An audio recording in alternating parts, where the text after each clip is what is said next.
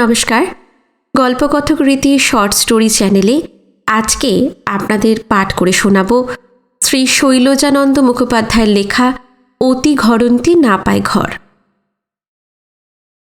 বীরভূমের অত্যন্ত ক্ষুদ্র একখানি গ্রামের একেবারে শেষ প্রান্তে নিতান্ত নগণ্য সাধারণ একটি গৃহস্থালির সম্মুখে যবনিকা উত্তোলন করলাম। কিন্তু করলে কি হবে? মেঘাচ্ছন্ন আকাশ, সকাল থেকে টিপটিপ বৃষ্টি পড়ছে, চারিদিকে ঘন কুয়াশা তখনও কাটেনি। দূর থেকে কিছুই ভালো দেখা যায় না। অস্পষ্ট একটুখানি যদিবা দেখা গেল, তাও আবার সেই চির পুরাতন কাহিনীর পুনরাবৃত্তি, সেই শাশুড়ি আর বউ।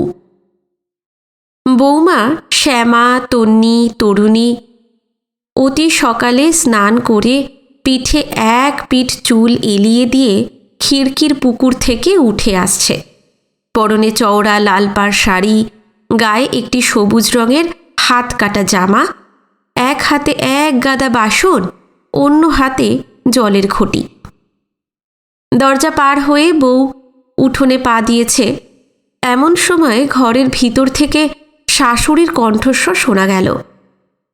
খিড়কির দরজা যে হা হয়ে রইল, লবাবের মেয়ে, রোজ রোজ বলে দিতে হবে নাকি? বউ একবার থমকে দাঁড়ালো। এক হাতে বাসন, এক হাতে ঘটি, দুহাত তো জোড়া। দরজা বন্ধ সে কেমন করে করবে? ঘটি নামাতে গিয়ে মনে পড়ল, সূচিবায়ুগ্রস্তা শাশুড়ি, জলের ঘটি যেখানে সেখানে নামাবার তো উপায় নেই। তবু সে চেষ্টা ত্রুটি করল না। পিছন ফিরে পা দিয়ে ঠেলে দরজাটা বন্ধ করতে চাইল, কিন্তু পোড়া দরজা বন্ধ কিছুতেই হয় না। চুলগুলো হয়তো আবার ভিজল। রোদ আজ উঠবে কিনা কে জানে। ঈষৎ হেসে বলল, পারছি না মা, বাসনগুলো নামিয়ে রেখে আসি। কোন দিন পারো তুমি, হ্যাঁ? বলে ঘরের ভিতর থেকে শাশুড়ি ঠাকুরানী নিজেই বের হয়ে আসলেন। তুমি যদি পারবে বাছা, তবে আমার সূর্যিমণি লঙ্কার গাছগুলো যাবে কেন? উঠোন পার হয়ে খিড়কির দরজাটা বন্ধ করে দিয়ে বললেন, হাসলে কোন লজ্জায়, হ্যাঁ? জুয়ান মেয়ের হাসি দেখলে আমার সর্বাঙ্গ জ্বলে যায়। লজ্জায় বউয়ের মাথা হেঁট হয়ে গেল। পোড়ার মুখে হাসি যে তার কেন আসে? অন্ধকার ঘরের মেঝে বাসনগুলো নামাতে গিয়ে শব্দ হলো। শাশুড়ি বললেন, তেজ দেখিও না মা, অত তেজ ভালো নয়। তা কার তেজের কথা বলছো মোক্ষদা? গুড়ি গুড়ি বৃষ্টির জলে ভিজতে ভিজতে তাড়াতাড়ি যে মেয়েটি ঘরের ছাঁচতলায় এসে দাঁড়ালো, সে ও পাড়ারই মেয়ে, নাম নিস্তারিণী। লোকে বলে টেপির মা। খাটো করে কাপড় পরে, বিধবা বলে মুণ্ডিত মস্তক। ব্যাপারটা সে আন্দাজে বুঝেছিল। বৌমাকে দেখতে পায়নি, তবু সে তাকেই উদ্দেশ্য করে সান্ত্বনা দিতে লাগল। ছি মা, শাশুড়ির ওপর তেজ অভিমান কি করতে আছে বাচ্চা? শাশুড়ি তো তোমার মায়ের মতন, ভক্তি শ্রদ্ধা করো। করবে। বসো ঠাকুরজি, বসো।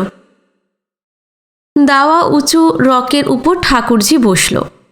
না গো, আর বসবো না ভাই, এই যে এইখানি পড়াতে এসেছিলাম। বলেই পেটের তলা থেকে একটা পোস্টকার্ডের চিঠি বের করে বলল, কই গো বৌমা, কোথায় গেলে? বৌমা তখন ঘরের ভিতর গামছা দিয়ে ভিজে চুলগুলো ঝাড়ছিল। শাশুড়ি রাগ করবে ভেবে তৎক্ষণাৎ বাইরে এসে দাঁড়ালো। তাড়াতাড়িতে মাথার কাপড়টা দেওয়া হলো না। কিন্তু বলিহারি শাশুড়ির নজর। দেখা মাত্রই বলে উঠলেন, ও বাগি, চুলের রোগেই মোলো। বউ তাড়াতাড়ি জিভ কেটে মাথায় কাপড়টা টেনে দিতেই টেপির মা বলল, না গো না, চুলের দেমাক নয়, হরিশকে যে ভালোবাসে। হরিশের মা সে কথা বিশ্বাস করেন না। চোখ মুখ উল্টে বললেন, দেখো বাচ্চা, 10 বছর বিয়ে হয়েছে, ছেলে হলো না, মেয়ে হলো না, অমন ভালোবাসার মুখে ছাই। টেপির মা বলল, তা বাবু সত্যি, ছেলে মেয়ে নইলে ঘর সাজের কেন? কি আর বলবো ঠাকুরজি, আমার অদৃষ্ট। বলে মোক্ষদা হাত দিয়ে তার উঁচু কপালটা দেখিয়ে দিলেন। টেপি মা বলল, তা মনসার মাদুলি দিয়েছ? মোক্ষদা বলল, কিচ্ছু বাকি নেই বোন, কিচ্ছু বাকি নেই। টেপির মা একটুখানি ভেবে বউয়ের মুখের দিকে একবার তাকালো, বলল, না, বয়স এখনো যায়নি, হবে হবে। আমার নারায়ণীর ওই সব কিছু করতেই হয়নি মোক্ষদা। 13 বছরে বিয়ে দিলাম, 15 পেরোতে না পেরোতেই খুকি হলো। এই তো সবে 4টে হয়েছে, এরই মধ্যে বলে কি না, না মা, যাদের হয়নি তারাই বেশ আছে। তখন আমি হেসে বলি, দেখ গে আমাদের মোক্ষদাকে, হবার জন্য মাথা ঠুকছে।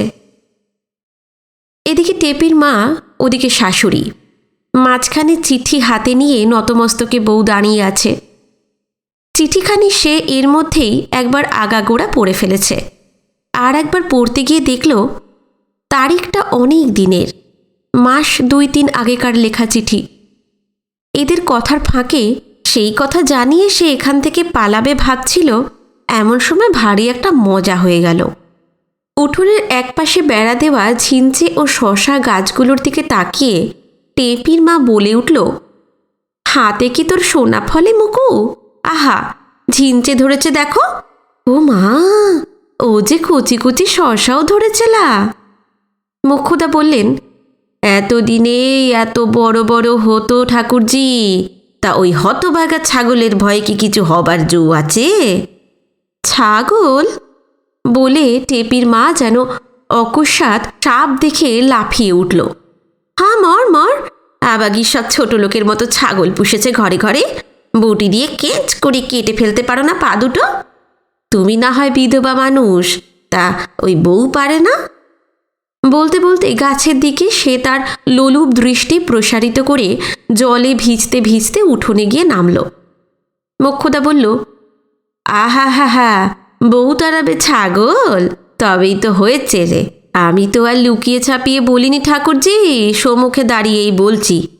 খিড়কির দুয়ারটি না হবে 2 দিনের মাথায় 50 বার খুলে খুলে দিয়ে আসছে, আর আমি বুড়ি মাগি যাচ্ছি বন্ধ করতে। বলবার জন্যেই মা, বললে হবে রাগ, মুখ হবে যেন হাঁড়ি। টেপির মার মন তখন পড়ে আছে অন্যত্র, জবাব না দিলেই নয়, তাই বলল, না বাছা, এ তো ভালো নয়। ও মা, ওই যে একটা বেশ বড় ঝিঞ্চে রয়েছে বউ, বলে পট করে গাছ থেকে ঝিঞ্চিটা ছিঁড়ে নিয়ে আঁচলে গুজল। তারপর বেড়ার ফাঁকে ইতস্তত দৃষ্টি সঞ্চালন করতে করতে কী যে সে বলতে লাগলো সেই জানে। কতক শোনা গেল আর কতক শোনা গেল না। তরকারির বড় কষ্ট হয়েছে বোন, আহা, বছরের নতুন তরকারি। তা ভাগ্যিস তুমি আছো ভাই, গাছপালা বড় যত্নের জিনিস। এমনি সব এলোমেলো কথা বলতে বলতে পটপট করে হাতের কাছে ছোট বড় যতগুলো পেল ঝিঞ্চে ও শশা ছিঁড়ে নিয়ে আঁচল ভর্তি করে টেপির মা আবার সেইখানে ফিরে আসলো। কিন্তু তখন আর তার দাঁড়াবার অবসর নেই। হাত বাড়িয়ে বলল, কই গো বউ, দাও দাও আমার চিঠিখানা দাও বাছা, টানা হাতের লেখা, ও কি আর সহজে তোমার পড়া হবে?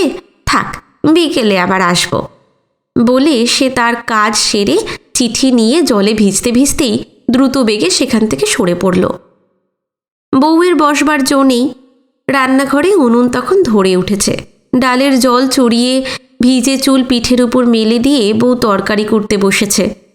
উঠোনে হঠাৎ শাশুড়ির গলার আওয়াজ পেয়ে পিছন ফিরে তাকিয়ে দেখে মাজা বাসনের গাদা তিনি আবার তুলে নিয়ে ভিজতে ভিজতে পুকুরের দিকে চলেছেন আর বলে যাচ্ছেন, আমার মরণ হলে বাঁচি, তা মুখ পোড়া জমের কি আক্কেল বুদ্ধি আছে কিছু? ধীরে ধীরে মাথার কাপড়টা টেনে দিয়ে ভয় ভয়ে বউ জিজ্ঞাসা করল, কি হলো মা? হলো আমার মাথা। চুল বাগাবে না বাসন মাজবে বাছা? 2 কাজ একসঙ্গে হয় না কো। বলি, একা বউ আর কত করবে? ভাবলাম বাসনগুলো সরিয়ে রাখি, রাখতে গিয়ে দেখি না এতখানা এটো।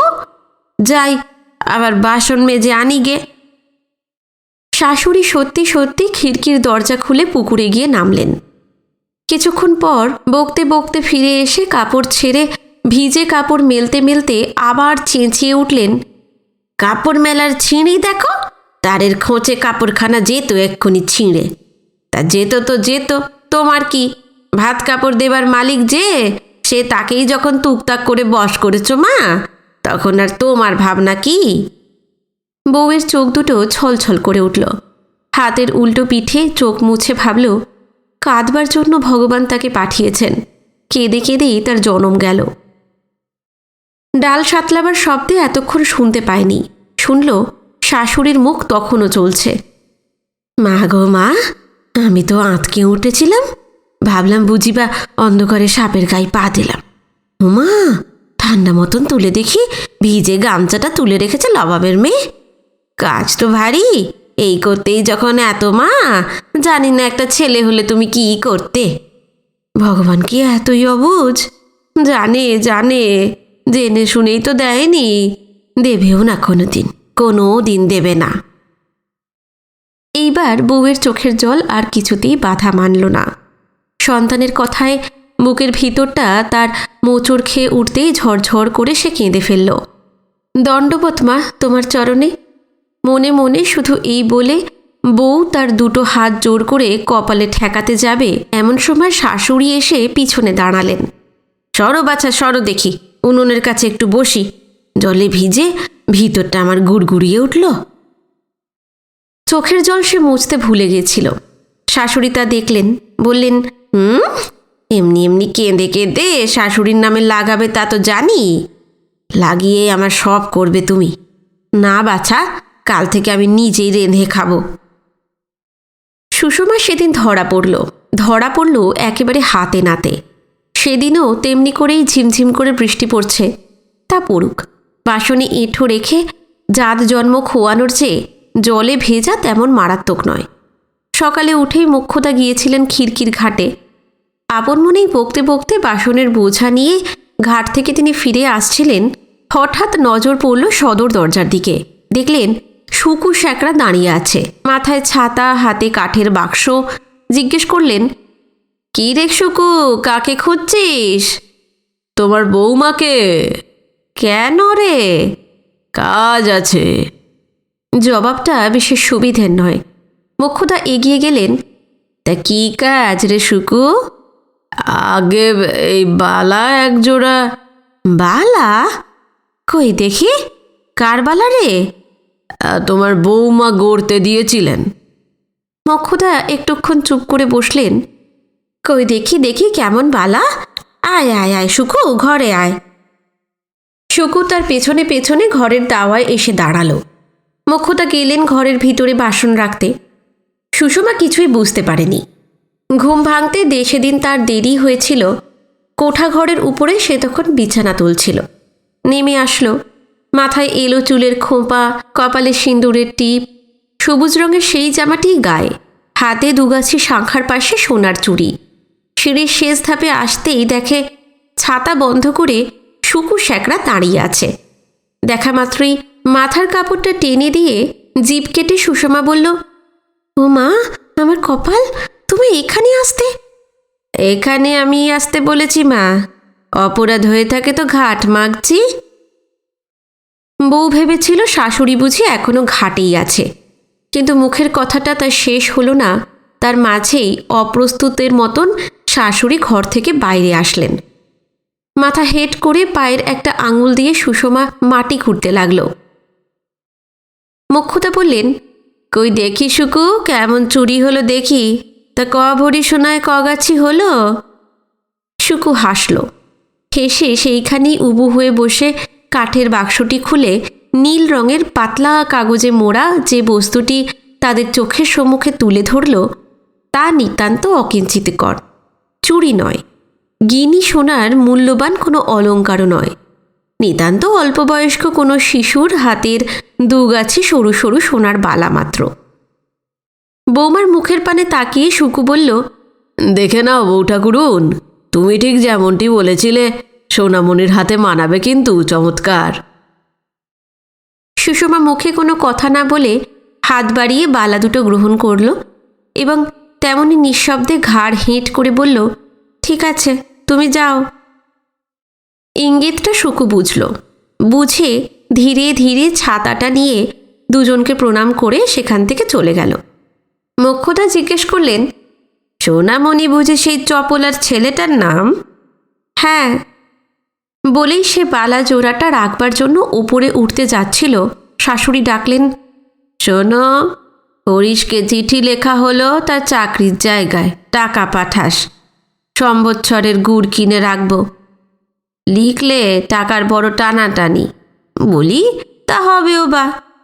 নিজে এলো যখন তখন বললাম, ওরে, আলুর দর বর্ষাকালে হবে 3 আনা 4 আনা, তার চেয়ে এই সময় বরং কিছু কিনে রাখ। বললে টাকা নেই। তা বলি, ওইসব কিসে নিজে বলেছিল না তুমি শিখিয়ে দিয়েছিলে বাপু? জবাবের জন্য মোক্ষদা বউয়ের মুখের দিকে তাকিয়েছিল, কিন্তু ওই কথার জবাব দেওয়া শক্ত, তাই বউ চুপ করেই রইল। শাশুড়ি মিষ্টি মিষ্টি করে বললেন, তাছাড়া আর কি বলি বাছা, যার স্বামী নেই কানা করি, স্ত্রী তার দাতব্য করে কেমন করে? সুষমা আর থাকতে পারল না, ফস করে রাগের চোটে বলেই ফেলল, ছেলে তোমার টাকা দেয়নি মা, ওটাকে আমি নিজেই দিয়েছি। খুচরো কিছু সোনা ছিল আমার, তাই দিয়ে গড়িয়েছি। মোক্ষদা বললেন, তাই বা দেবে কেন বৌমা? এটা কি আর কথার মতো একটা কথা হলো? আমার বোনপুর ভাতের সময় তুমিও তো ছিলে তখন মা, কই দিতে তো পারলাম না কিছু। আমার বোনপো তোমার স্বামীর সদর মাস্তুতো ভাই। আরে তোমার কে? গাঁ সম্পর্কে সই পাতিয়েছ, বেশ করেছ, তাই বলে এত কেন গো?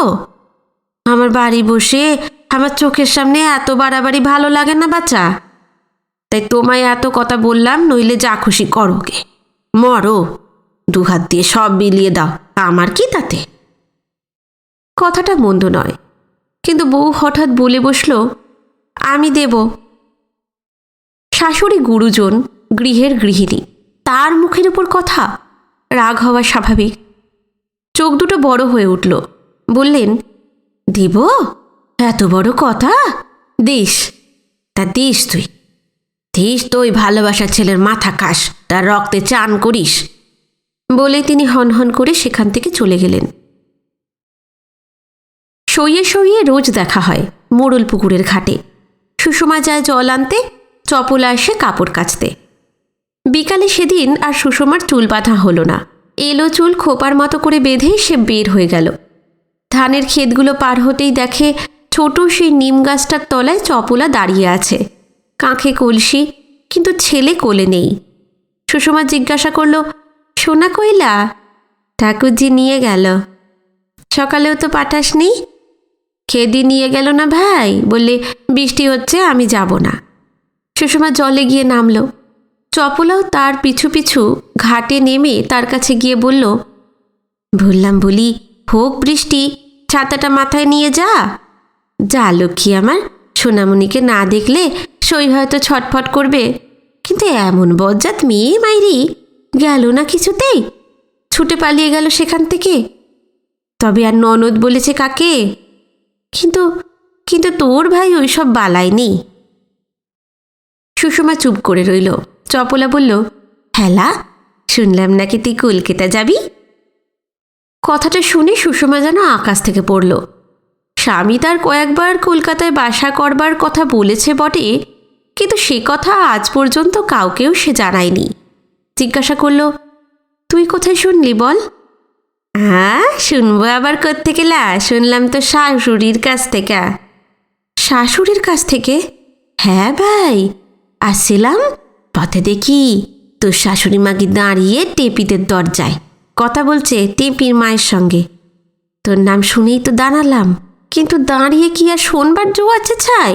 মাগিদের পিছনে 4টে চোখ, দেখতে পেয়ে চুপ করলে। শুনলাম তোর বর নাকি চিঠি লিখেছে, তোকে কলকাতায় নিয়ে যাবে। হ্যালা, সত্যি?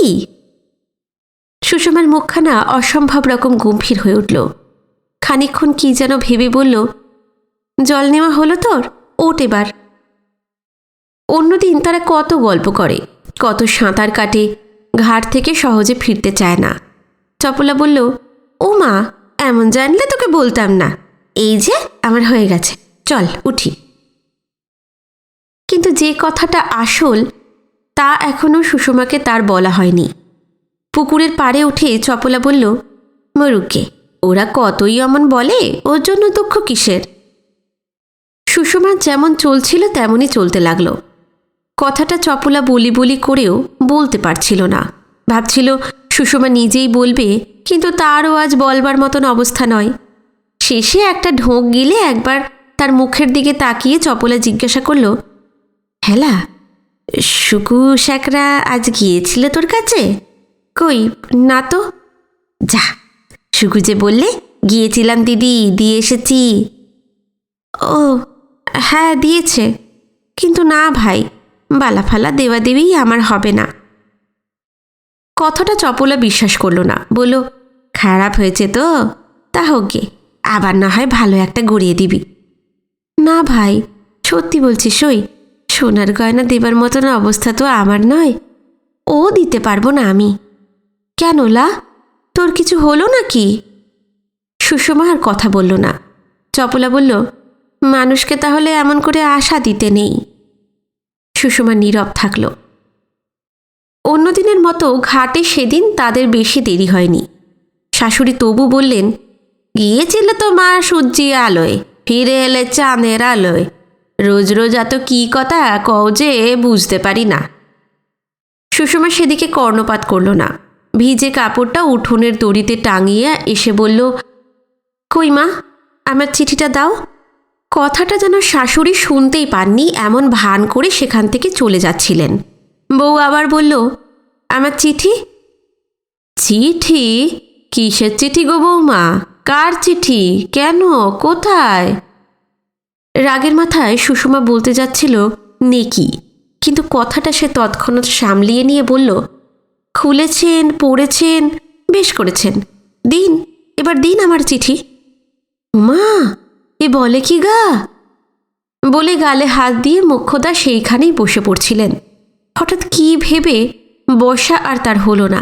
বললেন, দাঁড়াও দাঁড়াও, ডাকি আমি টেপি মাকে। কপালে আমার শেষ পর্যন্ত এও ছিল, আজ বলে কিনা চিঠি চুরি করেছি, কাল বলবে গয়না চুরি করেছি, তারপর একদিন তো ধরে ঠ্যাঙাবে গা। না মা, কাজ নেই আমার এত সুখে, আসুক আগে হরিশ, হরিশ আসুক, বউ নিয়ে সে সুখে ঘরকন্না করুক, আমি বরং কোনো দিকে চলে যাই। মোক্ষদা সত্যিই বোধ করি টেপির মাকে ডাকবার জন্য চলে গেলেন। সুষমা উনুন ধরালো না, রান্নার জোগাড় করল না। তুলসীতলায় আলো দিয়ে আসন্ন সন্ধ্যার মৃদু জ্যোৎস্নালোকিত গৃহপ্রাঙ্গণের উপর পায়চারি করতে লাগল। আসুক শাশুড়ি, আজ সে একটা হেস্তনেস্ত করেই ছাড়বে। কিন্তু হেস্তনেস্ত বিশেষ কিছুই করতে হলো না। শাশুড়ির দেরি হচ্ছে দেখে সুষমা যেমন লণ্ঠনটা ধরিয়ে রান্নাঘরের উপর গিয়ে উঠেছে, পাড়ার একটা 10-12 বছরের ছেলে ছুটতে ছুটতে তার কাছে এসে দাঁড়ালো। কাপড়ের তলা থেকে একটা চিঠি বার করে বলল, এ নাও। সুষমা প্রথমে বুঝতে পারেনি, পরে দেখল চিঠিখানি তারই। জিজ্ঞাসা করল, কে দিল রে? পিয়ন। সুষমা সবই বুঝতে পারছিল, তবু সে একবার হেসে ছেলেটিকে কাছে টেনে আদর করে মাথায় হাত বুলিয়ে বলল, মিছে কথা কইতে নেই, ছি। চিঠিখানি কে খুলেছিল সত্যি করে বলতো ভাই, আমি কিন্তু জানি। ছেলেটি প্রথমে পালাবার চেষ্টা করছিল, কিন্তু না পেরে শেষে বলল, বলো, তুমি কাউকে বলবে না, দিব্যি করো আমার গা ছুঁয়ে। সুষমা তাই করল। ছেলেটি বলল, খুলেছিল টেপির মা তোমার শাশুড়ি, কিন্তু বলো না জানো, আমাকে ওরা 4টে পয়সা দিয়েছে। বলেই সে সেখান থেকে ছুটে পালালো। সুষমা দেখল চিঠিখানি ময়দা গুলে তারই আঠা তৈরি করে বন্ধ করা হয়েছে। কাঁচা ময়দা তখনও শুকায়নি। চিঠিখানি সুষমা খুলে পড়ল। দেখল স্বামী তাহার এমন সব কথা লিখেছে যা একমাত্র স্ত্রী ছাড়া আর কারোর কাছেই লেখা চলে না। সুষমার লজ্জা করতে লাগলো, এবং এই বুড়ি শাশুড়ি মাগির উপর ঘৃণায় অশ্রদ্ধায় তার সমস্ত অন্তর ভরে উঠল।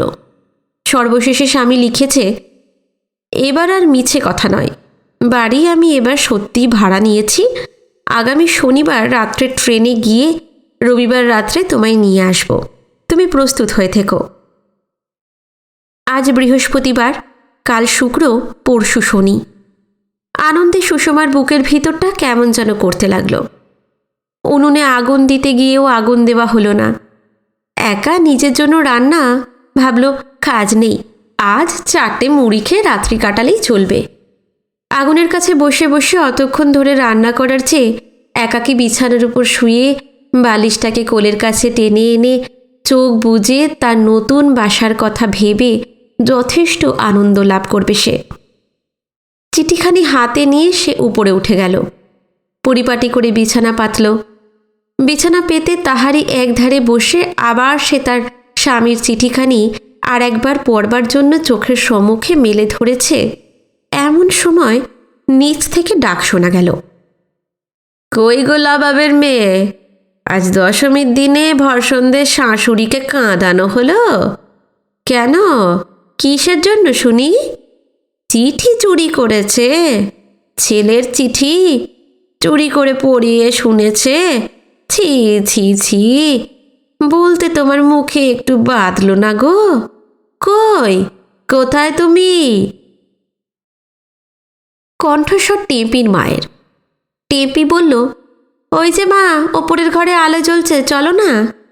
না মা, এই বেতো পায়ে অতখানি সিঁড়ি, তার চেয়ে তুমি একবার নেমে এসো না বৌমা, একটা কথা আছে বলি শোনো।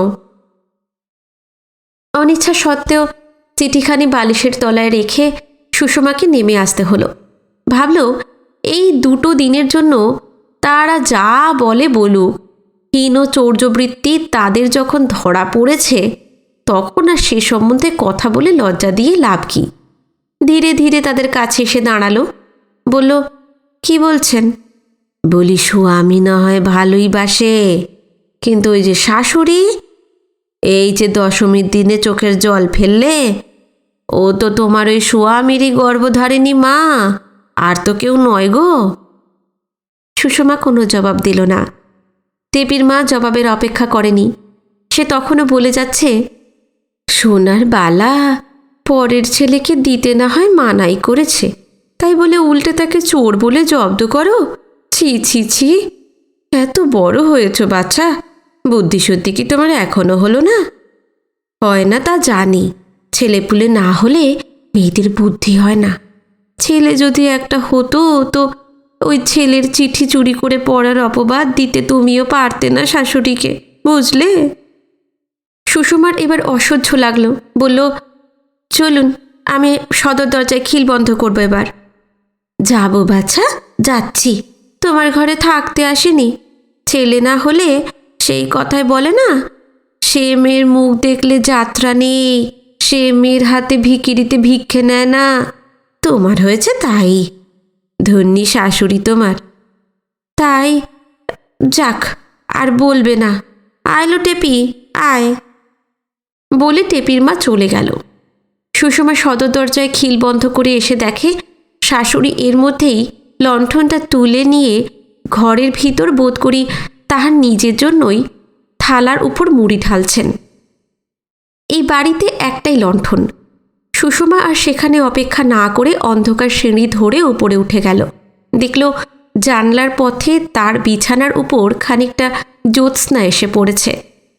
বর্ষার জলু হাওয়ার সঙ্গে কদম ফুলের গন্ধ ভেসে আসছে। কিছুক্ষণ আগে স্বামীর পত্র পেয়ে এই জ্যোৎস্না আলোকিত নিষুপ্ত গ্রাম, কদম ফুলের গন্ধ আমোদিত এই গৃহ সবই তাহার ভালো লাগছিল। কিন্তু হঠাৎ কোন দিক দিয়ে কী যে হয়ে গেল, এখন আর তার কিছুই ভালো লাগলো না। টেপির মায়ের সেই একটা কথাই ক্রমাগত কানের কাছে বাজতে লাগলো, যে মেয়ের ছেলে হয় না তার মুখ দেখলে যাত্রা নেই, ভিখারিও তার হাতে ভিক্ষা নেয় না। তবে কি সত্যিই তাই? সুষমা আর দাঁড়িয়ে থাকতে পারল না।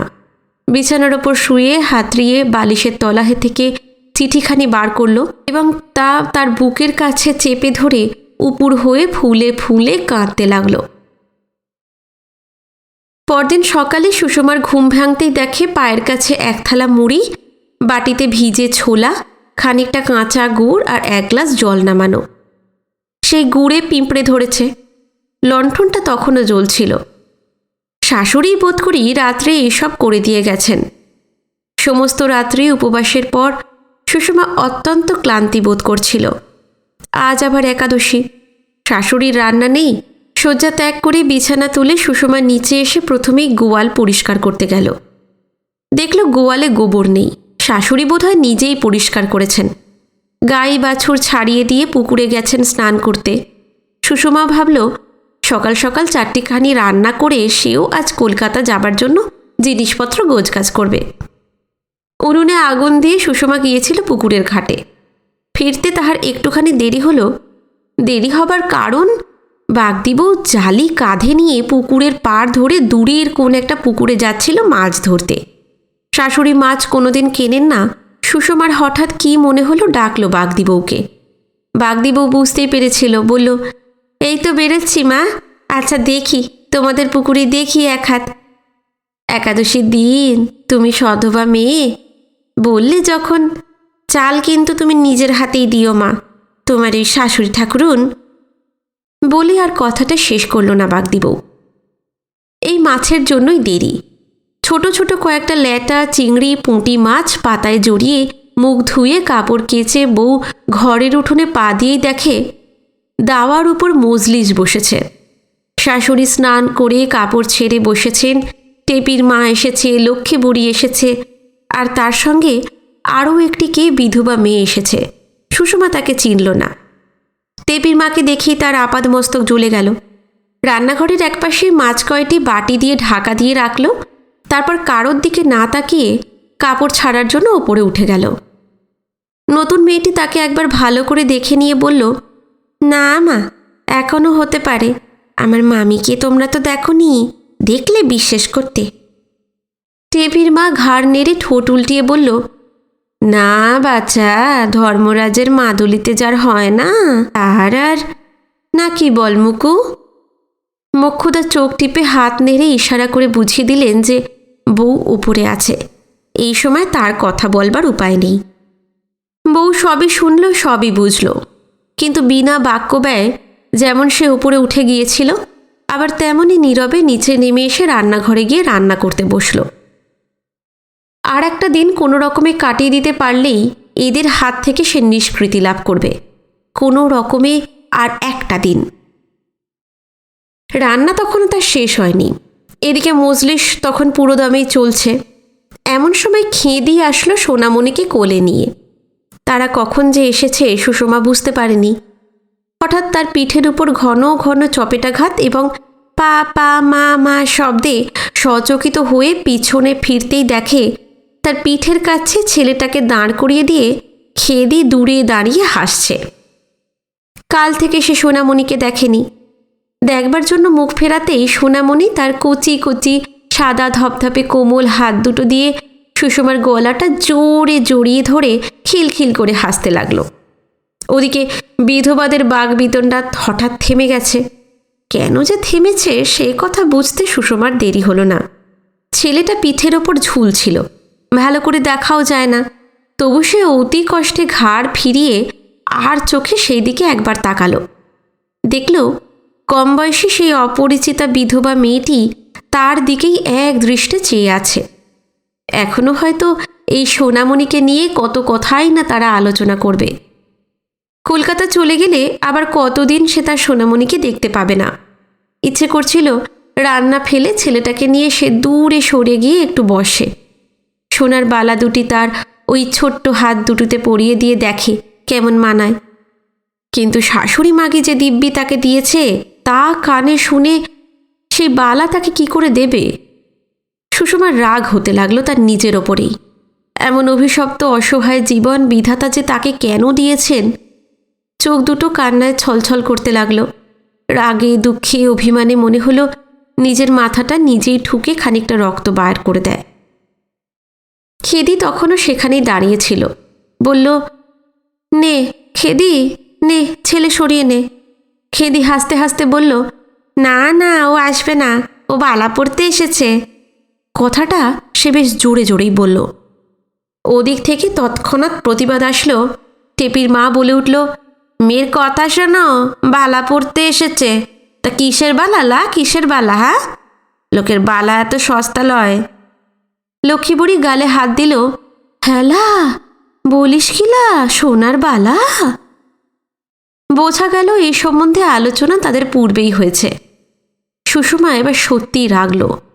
রেগে একেবারে দিকবিদিক জ্ঞানশূন্য হয়ে জোর করে সোনামণির হাত দুটো তার গলা থেকে টেনে ছাড়িয়ে দিল এবং তাকে দূরে সরিয়ে দিয়ে কি যেন বলতে গিয়েও বলতে পারল না। ঠোঁট দুটো কেঁপে উঠল, মুখ দিয়ে তার কথা বের হলো না। ছেলেটা কাঁদতে একরকম জানে না বললেই হয়। এই ব্যাপার দেখে একেবারে হতভম্ব হয়ে গিয়ে সুষমার দিকে ফ্যাল ফ্যাল করে তাকিয়ে রইল। সুষমা একবার ঢোক গিলে আড়ালে চোখ মুছে উনুন থেকে কড়াইটা নামিয়ে নিয়ে একটু সামলে নিল। বলল, খেদি, ওকে এখান থেকে নিয়ে যা বলছি, নইলে কিছু বাকি রাখবো না বলে দিচ্ছি। সুষমার এত রুক্ষ কণ্ঠস্বর খেদি কখনো শোনেনি। এবার সে সত্যি সত্যি যাবার জন্য প্রস্তুত হয়ে সোনামণিকে কোলে তুলে নেবার জন্য হাত বাড়ালো, কিন্তু সোনামণি কিছুতেই যাবে না। খিলখিল করে সে হামাগুড়ি দিয়ে সুষমার কাছে ছুটে যেতে চায়। সুষমা উঠে দাঁড়ালো। ছেলেটাকে খেদি এবার একরকম জোর করে টেনে হিঁচড়ে কোলে তুলল, কিন্তু সুষমা সেখান থেকে নড়ল না। দাঁড়িয়ে দাঁড়িয়ে সে সবই দেখল ছেলে কোলে নিয়ে খেদি চলে যাচ্ছে। ছেলের যাবার ইচ্ছে নেই। মা মা বলে সে যত তার কোল থেকে নেমে পড়তে চায়, খেদি ততই তাকে চেপে ধরে। অবশেষে দরজার কাছে গিয়ে দেখা গেল সোনামণি নিরুপায় হয়ে খেদির চুলগুলো তার দু হাতের মুঠো দিয়ে চেপে ধরেছে। সুষমার মনে পড়ল ছেলেটা রেগে একদিন তার নাকের উপর কামড়িয়ে দিয়েছিল। সবে তার তখন দুটো দাঁত বেরিয়েছে। আজও হয়তো আর একটুখানি পরেই সে খেদিকে কামড়ে ধরবে। ছোট ছোট ধারালো কটা দাঁতের যন্ত্রণায় খেদি হয়তো তাকে মেরেই বসবে একখানা, নয়তো ওই পথের ধুলোর ওপরেই তাকে নামিয়ে দিয়ে ছুটে পালাবে। সত্যি সে তা করে কি না দেখবার জন্য সুষমা অন্যমনস্কভাবে উঠোন পার হয়ে আবার সেই মজলিসের পাশ দিয়ে সিঁড়ি ধরে উপরে উঠে গেল। উপরের জানলা থেকে সোনামণিদের বাড়ি যাবার পথের খানিকটা দেখা যায়। দেখল কতক্ষণের জন্যই বা, না দেখলেই বোধহয় ভালো হতো। দেখল সোনামণি তাকে কামড়িয়ে ধরেনি, খেদিও তাকে মাটিতে নামিয়ে দেয়নি। হয়তো এর মধ্যেই তার কথা সে ভুলে গেছে। দিব্যি শান্তশিষ্ট শিশু হাসতে হাসতে খেদির কোলে চড়ে বাড়ি চলেছে। সুষমার চোখ দুটো অনেকক্ষণই ছলছল করছিল। এবার সে আঁচল দিয়ে ভালো করে চোখ মুছে উদাস দৃষ্টিতে সম্মুখের দিকে তাকিয়ে রইল। পুকুরে কয়েকটা হাঁস চড়ছিল। সোনামণি হাঁস দেখতে ভালোবাসে, খেদি নিশ্চয়ই তাকে ওই হাঁস দেখিয়েই ভোলাবে। হাজার হোক পরের ছেলে তো। ভাবতে গিয়ে আবার তার চোখ দুটো সজল হয়ে উঠল। জানলার বাইরে পুকুর, হাঁস, পথ ঘাট, বাড়ি ঘর, বহির্জগতের যা কিছু সবই যেন তার চোখের সম্মুখে ঝাপসা হয়ে আসতে লাগল। কিছুক্ষণ পর একটুখানি প্রকৃতিস্থ হয়ে সুষমার নিচে নামছিল। টেপির মা বলল, তা দিলেই যদি মা, তা অমন করে লুকিয়ে ছাপিয়ে জানালা গলিয়ে ফেলে দেওয়া কেন? হ্যাঁ, সবাইকে দেখিয়ে দিলেই তো হতো। কথাটা বলা হলো অবশ্য সুষমার মুখের দিকে তাকিয়েই, কিন্তু সুষমা সেদিকে তাকায়নি। কাজেই সেই কথায় সে না দিল কান, না দিল জবাব। যেমন যাচ্ছিল তেমনি আপন মনেই সে উঠোন পার হয়ে রান্নাঘরের দিকে চলে গেল। টেপির মা ডাকল, তা বলি, ওঠ মা ঠাকুরুন। এবারেও সে বুঝতে পারল না। কম বয়সের সেই বিধবা মেয়েটি তখন দেওয়াল ঘেঁষিয়ে পা ছড়িয়ে শুয়ে পড়েছে। একাদশীর নিরম্ব উপবাসের মুখখানি শুকনো। সেই হঠাৎ বলে উঠল, এবারই তোমাদের অন্যায় মা, দিয়েছে না দিয়েছে আগে দেখো ভালো করে। মোক্ষদা ঠাকুরানী চোখ টিপে ঘাড় নেড়ে জানালো যে হ্যাঁ হ্যাঁ দিয়েছে নিশ্চয়ই। তারপর উঠোনের দিকে একবার তাকিয়ে স্পষ্ট বললেন, ছেলেটাকে সেই জন্যই ফন্দি ফিকির করে এখান থেকে তেড়ে তেড়ে নিয়ে গেল ওইদিকে, দেখলে না? খেয়ে দিয়ে দিক দিয়ে গিয়ে জানালার নিচে দাঁড়িয়েছে, আর ও দিয়েছে ওপর থেকে জানলা গলিয়ে টপ করে ফেলে। লক্ষ্মী বুড়ি উৎকর্ণ হয়ে ব্যাপারটা শুনছিল। বলল, হ্যাঁ মা, ঠিক বলেছ। যাতা জিনিস তো লয়, সোনার বালা যেমনি পাওয়া আর অমনি টপ করে পেটা চলে পুড়ে নিয়ে দে ছুট। টেপি মেয়েটি দেখতে ওই অমনি প্যাকাটির মতো সরু, বয়স এই সবে 11 কি 12 হবে, কিন্তু কথাবার্তায় সে বুড়ি মেয়েকেও হার বানায়। তৎক্ষণাৎ সে তাদের মাঝখানে এসে হাত মুখ নেড়ে বলে উঠল, না বাবা, মিছে কথা বলবো কেন? খেঁদিকে পেট আঁচলে লুকিয়ে নিতে আমি দেখিনি, তবে বউকে গয়না ফেলে দিতে আমি দেখেছি। কেমন চুপি চুপি হাতটি গলিয়ে চকচক করছিল মা। হ্যাঁ গো, ঠিক আমাদের দিদির হাতে সে চুরির মতন। টেপির মা বলল, আমার মেয়ে মিছে কথা বলবে? কেটে খণ্ড খণ্ড করে নদীতে ভাসিয়ে দেব না সেই দিন। বলেই সে রান্নাঘরের দিকে তাকিয়ে বউকে আবার ডাকতে আরম্ভ করলো, তা ও বউ, বলি ও গো লবাবের মেয়ে। সুষমা রান্নাঘরের ভিতরেই ছিল, বাইরে এসে জিজ্ঞাসা করল, আমাকে ডাকছেন? হ্যাঁ মা, তোমাকেই ডাকছি। সোনার গয়না বিলিয়ে দেওয়া শুনে পেটের নাড়ি কনকন করে উঠল, তাই তো ডাকছি, শোনো। সুষমা মাথায় কাপড় টেনে হেঁট মুখে তাদের সাথে দাঁড়িয়ে রইল। ধীরে ধীরে বলল, হ্যাঁ বলুন, কি বলছেন? টেপির মা বলল, ছেলে না হলেও অমন হয় তা জানি মা, তবে সোনার বালা না দিয়ে পায়ে একজোড়া রূপোর মল দিলেই তো হতো। আর তাই যদি দিলে তো অমন জানলা গলিয়ে চোরের মতন চুপি চুপি কেন? আমরা সবাই দেখতাম, না হয় দেখিয়েই দিতে। সুষমা অবাক অবাক চোখে টেপির মায়ের দিকে তাকালো। ওর মুখ দিয়ে আর একটাও কথা বেরোলো না। শনিবার রাত্রে হরিশ আসলো। চমৎকার নাদুস নুদুস চেহারা। স্টেশন থেকে অতখানি পথ হেঁটে এসে তার খিদে পেয়ে গিয়েছিল। খেতে বসে মাকে কাছে ডেকে বলল, মা, বাসা করেছি একটা। বেশ তো, কিন্তু স্ত্রীকে সেখানে নিয়ে যাবার কথাটা সে সোজা সুজে বলতে পারল না। বলল, হোটেলে খেয়ে খেয়ে শরীরটা তো আমার যেতে বসেছে মা। বেশ তো, তা বৌমাকে নিয়ে যাও। মা যে এত সহজে রাজি হয়ে যাবে হরিশ তা ভাবেনি। মনে হলো বুঝিবা তিনি রাগ করেছেন। জিজ্ঞাসা করল, তুমি রাগ করে বলছো না তো? না বাছা, রাগ আর কিসের? রাগ অভিমান আমাদের সাজবে কেন বাবা? এই যে বৌমা কাল আমাকে গাঁয়ের লোকের সামনে অপমান করলে, চোর বললে। আমি নাকি বৌমাকে লেখা তোমার চিঠি খুলে পড়েছি। কই, রাগ তো আমি করতে পারলাম না। মুখ বুঝে তো সব সয়ে গেলাম। ভাবলাম হরিশ আসুক, তাকেই বলবো। তা বেশ হয়েছে বাছা, তুমি বৌমাকে কিছু বলো না। হরিশ কেমন কটমট করে বউয়ের সন্ধানে এদিক ওদিক তাকাতে লাগলো, কিন্তু তার স্ত্রী সীমানার মধ্যে বউকে কোথাও দেখা গেল না। মোক্ষদা জিজ্ঞেস করলেন, তা কবে যাবি বাবা, ঠিক করেছিস? কাল? হ্যাঁ, কালই যাব। বউ নিয়ে যাচ্ছ বলে তুমি যেন না আশা হয়ে যেও না আবার। তোমায় না দেখতে পেলে এই ঘরে দৌড়ে তালা বন্ধ করে আমিও একদিন চলে যাব। না না, আমি তো আসবই মা, আমি আসবো। ও যদি কুলিয়ে গুছিয়ে বাসা চালাতে না পারে তো ওকেও কি বেশি দিন আমি রাখবো ভেবেছ? মার সঙ্গে কথাবার্তা সেদিন তার ওই পর্যন্তই হলো। পরদিন রবিবার। সুষমা ভাবছিল বিকালে হয়তো পুকুরের ঘাটে সইয়ের সঙ্গে একবারটি দেখা হবে। সোনামণিকে সে নিয়ে আসবে নিশ্চয়ই, কিন্তু সে আসলো না। হয়তো সে সত্যিই রাগ করেছে। সইয়ের সঙ্গে না হোক, সোনামণির সঙ্গে আবার কবে যে তার দেখা হবে কে জানে। কলকাতা যাওয়ার সারা পথটা সে এই কথা ভাবতে ভাবতেই গেল যে সেখান থেকে নতুন একজোড়া সোনার বালা গড়িয়ে সোনামণিকে পাঠিয়ে দেবে। রাত্রে ভালো বুঝতে পারেনি। পরদিন সকালেই সুষমা দেখল বাসাটা নেহাত মন্দ নয়। দুটো লোকের পক্ষে দুখানি ঘরই যথেষ্ট। একখানি ঘরে রান্না হবে, আর একখানি ঘর তারা সদা সর্বদা ব্যবহার করবে। বড় ঘরখানির জানলা খুললেই রাস্তা দেখা যায়। সম্মুখে একটা ছোট পার্ক। রাস্তার গাড়ি ঘোড়া, লোকজন, ফিরিওয়ালা। সুষমার মন্দ লাগলো না। সবচেয়ে ভালো লাগলো এই ভেবে যে সে আজ এতদিন পরে স্বাধীন হতে পেরেছে। স্বামীর কাছে বরং সে না খেয়ে পড়ে থাকবে, তবু কোনোদিন শাশুড়ির কাছে আর ফিরে যাবে না। থাক সে ওই পাড়াগায়ে টেপির মাকে নিয়ে, এখানে সে ভালোই থাকবে। কিন্তু ভালোই বা সে থাকে কেমন করে? সকাল সকাল খাওয়া দাওয়া চুকিয়ে স্বামী চলে যায় অফিসে।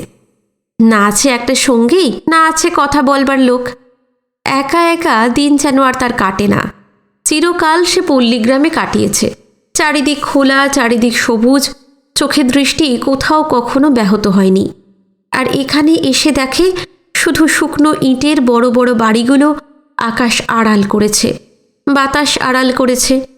মানুষ যে দুদণ্ড চোখ মেলে সুখ পাবে তার পথও বন্ধ। বিকেলটা তার মন্দ কাটে না। কাপড় কেচে চুল বেঁধে জানলার কাছে গিয়ে চুপ করে বসে। সম্মুখের বেড়া দেওয়া ছোট্ট পার্কের ভিতর ছোট ছোট ছেলে মেয়েরা ছুটে ছুটে খেলা করে বেড়ায়। ছুটে খেলা করবার বয়স যাদের এখনো হয়নি তারাও আসে ঝির কোলে চড়ে। কচি কচি ঘাসের উপর তাদের বসিয়ে দিয়ে তাদের ঝিয়েরা গল্প করে। তাদের মধ্যে একটি ছেলে ঠিক সোনামণির মতন দেখতে। প্রথম দিন তো দেখবা মাত্রই সুষমা একেবারে চমকে উঠেছিল। তারপর এক দৃষ্টে বহুক্ষণ দেখে দেখে চিনল, না, সোনামণি তার আরও ভালো। সোনামণির হাতে পায়ের গড়ন আরও সুন্দর। আর সোনামণি বা এখানে আসবে কেমন করে? ছোট ছোট ছেলে মেয়েগুলো দেখতে অনেক সময় ঠিক একই রকমই হয়। তারপর ধীরে ধীরে সন্ধে নামে। শহরের সন্ধ্যা কিছু বুঝিবার জো নেই তো। বেলাবেলি আলো জ্বালিয়ে দেয়। ছেলে মেয়েরা পার্ক খালি করে যে যার বাড়ি ফিরে যায়। সুষমার তখন আবার রান্নার সময়। উনুন ধরিয়ে রান্না করতে বসে। আর বসে বসে ভাবে, যদি অমনি একটা ছেলে থাকতো, সাজিয়ে গুছিয়ে পাউডার মাখিয়ে জামা জুতো পরিয়ে বেড়াতে বেরোতাম। এতক্ষণ সে মা মা বলে ফিরে আসতো, খিলখিল করে হাসতে হাসতে কোলে চড়ত, আদর করতাম, সোহাগ করতাম, চুমু খেতাম। সই একবার বলেছিল তাদের গ্রামের একটা মেয়ে নাকি 30 বছর বয়সে এক শিশি ওষুধ খেয়ে ছেলে হয়েছে তার, এবং সেই ওষুধ নাকি কলকাতাতেই পাওয়া যায়। ওষুধের নাম সে জানে না, স্বামীকে বলতেও লজ্জা করে। যাই হোক, আজ সে তাকে নিশ্চয়ই বলবে। কলকাতায় এত বড় বড় ডাক্তার, ওষুধ নিশ্চয়ই আছে। দুপুরে ফেরিওয়ালারা কোলের উপর একটা কাঠের বাক্সে নানা রকম খেলনা সাজিয়ে, বাঁশি বাজিয়ে, ঘণ্টা বাজিয়ে দৌড়ে দৌড়ে খেলনা বিক্রি করে। সুষমা হঠাৎ সেদিন তাদের একজনকে ডেকে বসল। ফেরিওয়ালা জানলার কাছে এসে জিজ্ঞাসা করল, কি চাই মা? দেখি পুতুল দেখি। প্রকাণ্ড একটা গাটা পারচার পুতুল তুলে ফেরিওয়ালা বলল, এই সবচেয়ে ভালো মা, দাম 2 টাকা। বলেই সে পুতুলটাকে জানলা গলিয়ে পার করতে গিয়ে দেখল পুতুলটা মোটা, জানলার ফাঁকের চেয়ে। বলল, জানলার পথে তো পেরোবে না মা, খোকাবাবুকে পাঠিয়ে দিন, নিয়ে যাক। না না, থাক থাক, তবে ওই ছোটই একটা দাও দেখি। ছোট কেন? বড়টাই তো ভালো ছিল মা। আর একদিন দিয়ে যাবে, আজ ওই। বলেই সে সম্মুখে আঙুল বাড়িয়ে সুষমা কী যে দেখালো নিজেও ভালো বুঝল না। ফেরিওয়ালা আন্দাজে একটা অন্য পুতুল নিয়ে জানলা গলিয়ে দিয়ে বলল, 8 আনা। হয়তো বেশি কিছু বলেছিল, দাম পাওয়া মাত্রই পুতুলওয়ালা খুশি হয়ে চলে গেল। কিন্তু পুতুল নিয়ে সে কি করবে? এতক্ষণে সুষমা তার নিজের কাজের জন্য নিজেই একটু লজ্জিত হলো। একবার এখানে নামালো পুতুলটাকে, একবার ওখানে নামালো, একবার আদর করলো, মুখের কাছে এনে চুমু খাইল। তারপর হঠাৎ কোন সময় পুতুলটাকে হাতে নিয়ে সে ঘুমিয়ে পড়ল। মা যেমন ছেলেকে কোলের কাছে নিয়ে ঘুমায়, ঠিক তেমন করে। ঘুম ভাঙল বাচ্চা একটা মেয়ের কান্নায়।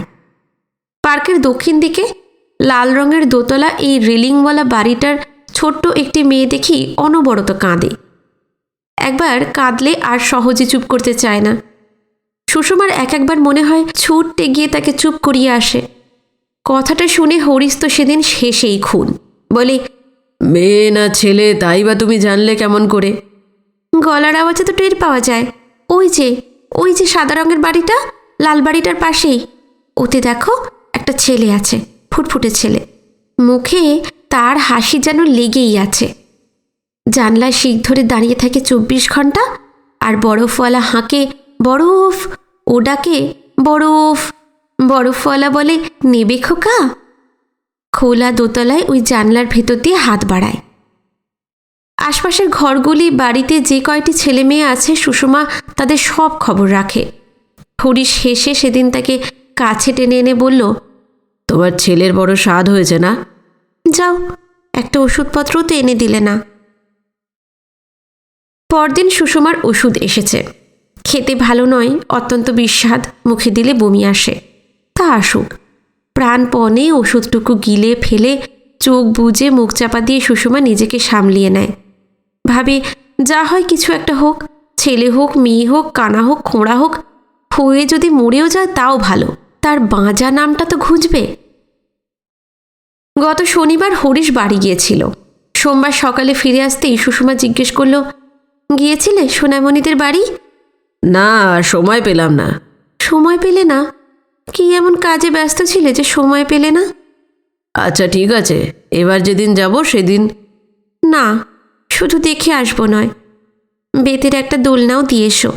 আর সেই সোনার বালা দুটো। দোলনা দিতে পারো, কিন্তু বালা দুটো মা যখন নিজের যখন হবে তখন বরং তাকেই দিও না। আচ্ছা, তাই দেব, কিন্তু দোলনা আমার চাই এখন। দোলনা আসলো। কড়ি কাঠে দড়ি বেঁধে ঘরের মাঝখানে সেটা টাঙানো হলো। 2-3 সপ্তাহ পরে হরিশ একদিন বলল, কাল আমি বাড়ি যাব। ভেবেছিল সোনামণির জন্য দোলনাটা হয়তো তাকে নিয়ে যেতে হবে, কিন্তু সুষমা সে সম্বন্ধে কোনো কথাই বলল না। বলল, রবিবার রাত্রেই যেন ফিরো। হরিশ ভাবল দোলনার কথা হয়তো সে ভুলে গেছে। ভালোই হয়েছে, মা ওসব ভালোবাসেন না। পরের ছেলের জন্য দোলনাটা ঘাড়ে করে বাড়ি নিয়ে যাওয়া, মা হয়তো কিছু ভাববেন। রবিবার রাত্রে হরিশ ফিরল তখন প্রায় রাত 10টা। দরজা বন্ধ। মনে হলো ঘরের ভিতর সুষমা যেন গুনগুন করে গান গাইছে। গান সে কোনোদিন গায় না, গাইতেও জানে না।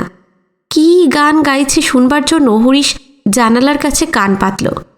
শুনল গান নয়, সুর করে টেনে টেনে ছেলে ঘুম পাড়ানোর মতন ছড়া গাইছে। দরজায় কড়া নাড়তেই গান বন্ধ করে সুষমা উঠল।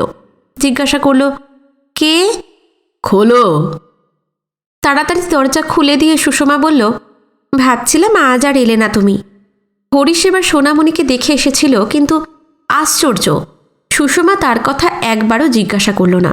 বলল, হাত পা ধো, খেতে দিই। হরিশ দেখল ঘরের মাঝখানে দোলনাটা তেমনই টাঙানো রয়েছে। দোলনার ভিতর বিছানা পাতা, ছোট ছোট 3টে বালিশ, আর সেই বালিশে মাথা দিয়ে গাটাপারচার মতো মস্ত একটা পুতুল শুয়ে আছে।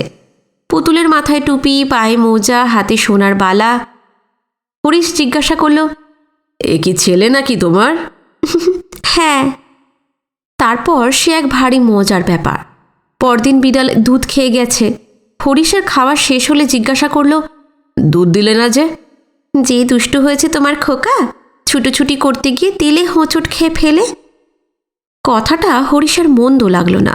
হাসতে হাসতে সে উঠে দাঁড়ালো। সুষমা বলল, তার জন্য কত মার খেলে। মার খেয়ে কেঁদে কেঁদে ঘুমিয়ে পড়ল।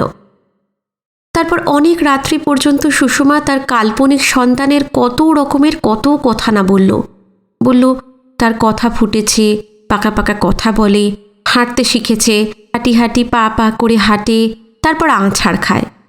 ছেলের কথা যেন আর শেষই হয় না। হরিশ শেষে ঘুমিয়ে পড়ল, কিন্তু সুষমার চোখে ঘুম নেই। খোকার কথা রোজই হয়।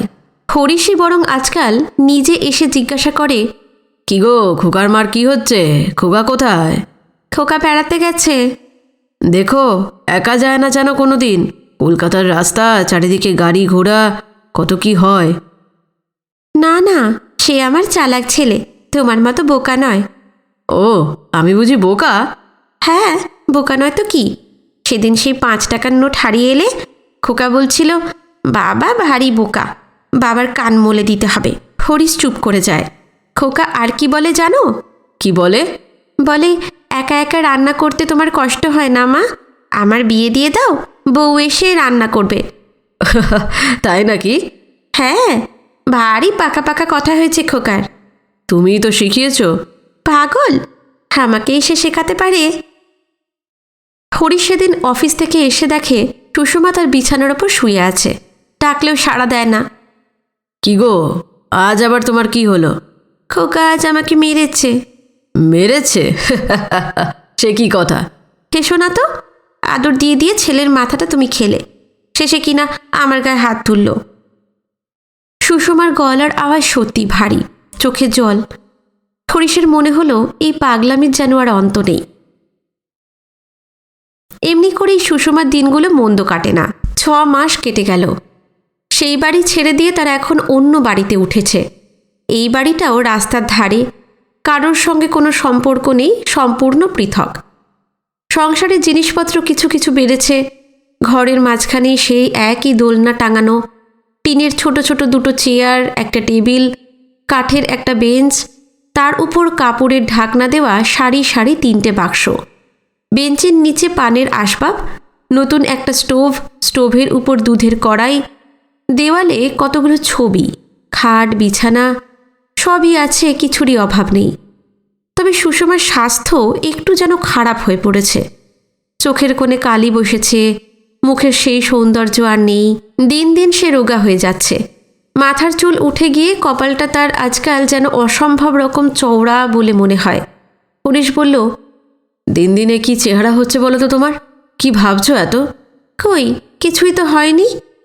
নিজে বুঝতে পারছো না, কিন্তু তোমার মুখ পানে আর তাকাতে ইচ্ছা করে না।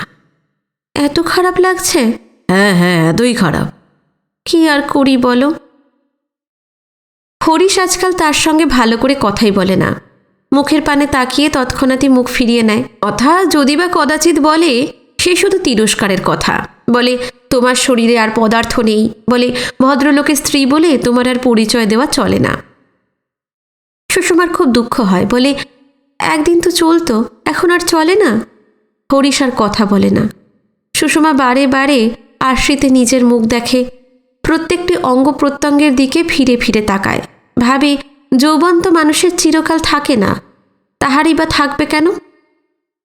রাত্রে হরিশ খেতে বসেছিল। সুষমা হাসতে হাসতে বলল, দেখো, ছেলে না হলে মেয়ের অশেষ দোষ। হরিশ চুপ করে রইল। সুষমা বলল, যখন ছোট ছিলাম চাটুজ্যেদের মতি হতো আমার বর, আমি হতাম তার কোণে। পুতুলের ছেলে মেয়ে নিয়ে 24 ঘন্টা খেলা করতাম। পুতুলের বিয়ে দিতাম, বউ আসতো, বউয়ের সঙ্গে ঝগড়া করতাম, এই ছিল আমাদের খেলা। মা বলতো, দেখ, এত বাড়াবাড়ি বাপু ভালো নয়, অতি ঘরন্তি না পায় ঘর, অতি বরন্তি না পায় বর। তোরও হয়তো তাই হবে, ঘরও পাবি না, বড়ও পাবি না।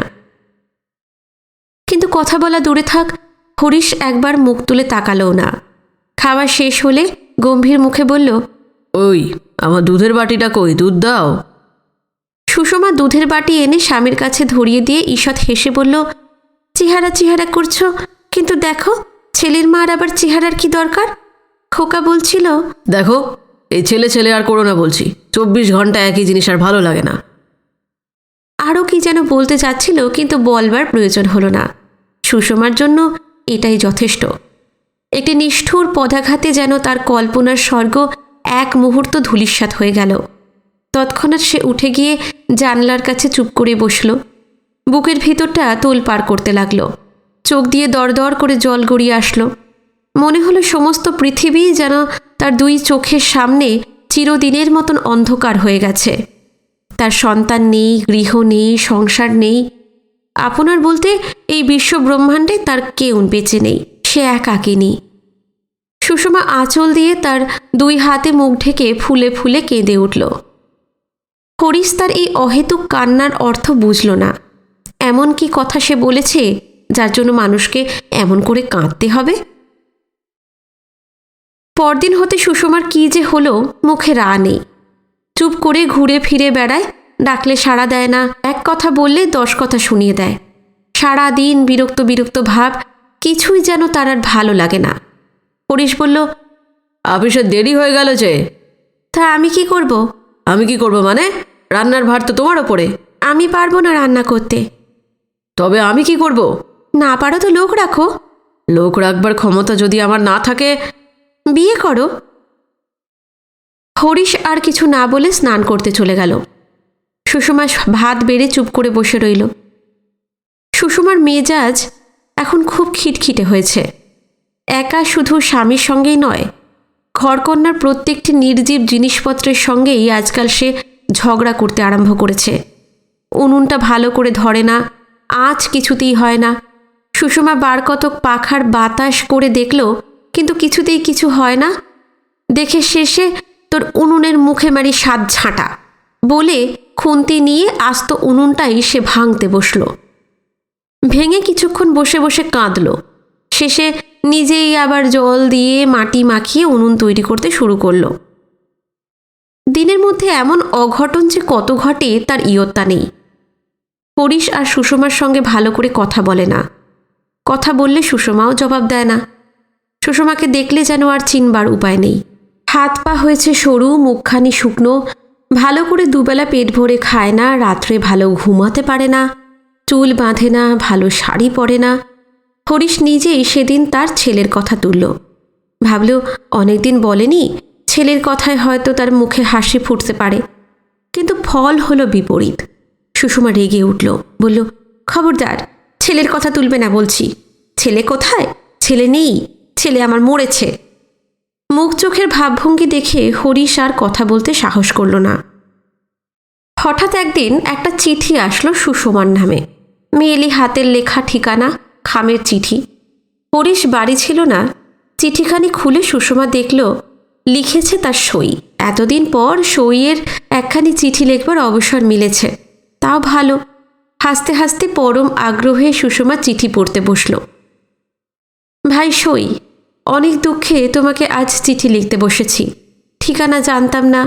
সোনামণির বাবা একদিন হরিশ ঠাকুরপুর কাছে ঠিকানা জেনে এসেছে। বলি, তোর আক্কেলটা কি বল দেখি? ছেলে হবে না বলে এর মধ্যে একেবারে সব আশা ছেড়ে দেওয়া তোর উচিত হয়নি। সেই কথায় বলে না, স্বামী হেন জিনিস জমকে দিতে পারি তবু পরকে দিতে পারি না। তুই কি না শেষে তাই দিলি? হরিশ ঠাকুরপো বিয়ে শুনে আমি তো অবাক। প্রথমে বিশ্বাস করতে পারিনি, পরে সত্যি দেখলাম বিয়ে করে বউ ঘরে আনলো। সম্বন্ধ টেপির মা করে দিয়েছে। তার বড় মেয়ে নারায়ণীর ননদ।